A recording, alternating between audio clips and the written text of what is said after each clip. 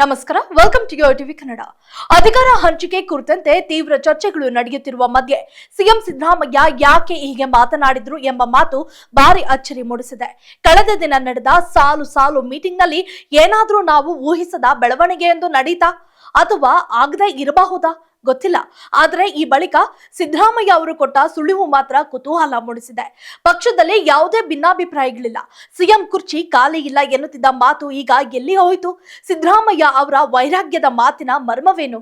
ಹೌದು, ತ್ಯಾಗಕ್ಕೆ ಸಿದ್ಧ ಎಂಬ ಸಂದೇಶದ ಮೂಲಕ ಸಿಎಂ ಸಿದ್ದರಾಮಯ್ಯ ವಿರೋಧಿ ಬಣಕ್ಕೂ ಕೂಡ ಸಂದೇಶವನ್ನ ರವಾನೆ ಮಾಡಿದ್ದಾರೆ ಎಂಬ ಹೊಸ ಚರ್ಚೆ ಹುಟ್ಟು ಹಾಕಿದ್ದಾರೆ.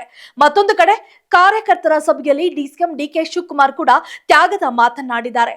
ಇವರು ಕೂಡ ಕಾಂಗ್ರೆಸ್ ನಾಯಕರ ಉದಾಹರಣೆಯನ್ನ ನೀಡಿ ಕೆಲವರು ಸಚಿವ ಸ್ಥಾನ ತ್ಯಾಗ ಮಾಡಬೇಕಾಗಿ ಬರಬಹುದು ಎಂದು ಪರೋಕ್ಷವಾಗಿ ಸೂಚನೆ ನೀಡಿದ್ದಾರೆ.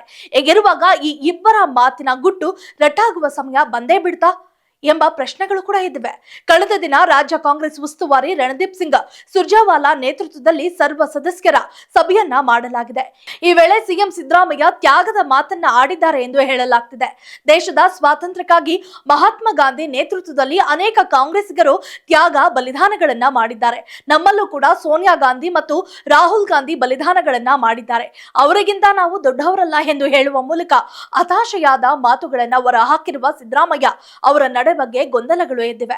ಈ ಸಂದೇಶ ರವಾನೆ ಮಾಡಿರುವ ಸಿಎಂ ಸಿದ್ದರಾಮಯ್ಯ ಅವರು ತಮ್ಮ ಬಗ್ಗೆ ಪರೋಕ್ಷವಾಗಿ ಹೇಳಿಕೊಂಡ್ರ ಅಥವಾ ಡಿಕೆಶಿ ಬಣಕ್ಕೆ ಸ್ಪಷ್ಟವಾದ ಸಂದೇಶವನ್ನ ಮುಟ್ಟಿಸಿದ್ರ ಗೊತ್ತಿಲ್ಲ. ಆದ್ರೆ ಸಿಎಂ ಸಿದ್ದರಾಮಯ್ಯ ಅವರು ಒಂದು ಮಾತು ಹೇಳ್ತಾರೆ ಅಂದ್ರೆ ಅದಕ್ಕೆ ತೂಕ ಜಾಸ್ತಿ ಇದ್ದೇ ಇರುತ್ತೆ, ಹಾಗೂ ಅರ್ಥ ಕೂಡ ತುಂಬಾ ಅಡಗಿರುತ್ತೆ. ಹೀಗಿರುವಾಗ ಈ ಹಂತದಲ್ಲಿ ಸಿದ್ದರಾಮಯ್ಯ ಅವರು ಅನಿವಾರ್ಯ ಪರಿಸ್ಥಿತಿ ಬಂದ್ರೆ ಮುಖ್ಯಮಂತ್ರಿ ಸ್ಥಾನವನ್ನ ತ್ಯಾಗ ಮಾಡಬೇಕಾಗುತ್ತದೆ ಎಂಬ ಅರ್ಥವನ್ನ ರಾಜ್ಯದ ಜನತೆ ಮುಂದೆ ಇಟ್ರ.